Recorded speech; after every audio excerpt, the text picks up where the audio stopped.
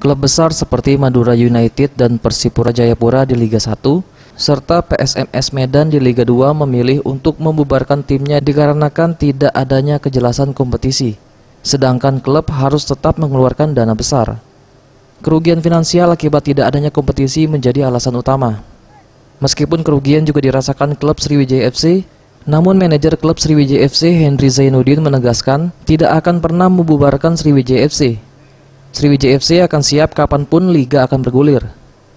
Selain itu, Sriwijaya FC juga sedang mempersiapkan laga bertajuk Trofeo antara Sriwijaya FC, Persija Jakarta dan Persebaya Surabaya yang direncanakan digelar di bulan Maret mendatang. Sriwijaya FC sampai kapanpun tidak akan membubarkan tim ini, ya.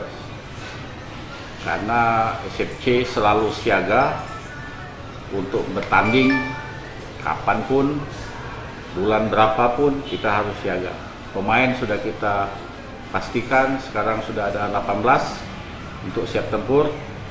Apalagi kita sekarang lagi ada program Trofeo antara Persija, Sriwijaya FC dengan Persebaya. Ini semua lagi dirancang.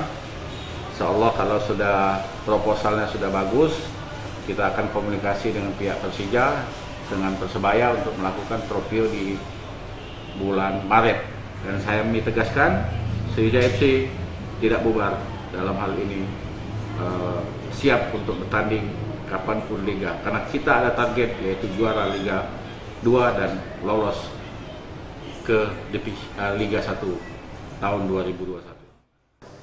Laga bertajuk Trofeo ini juga dipersiapkan sebagai tes event kesiapan Gelora Sriwijaya Jakabaring untuk menjadi tuan rumah Piala Dunia U21 di tahun 2023 mendatang. EZPM Sriwijaya TV.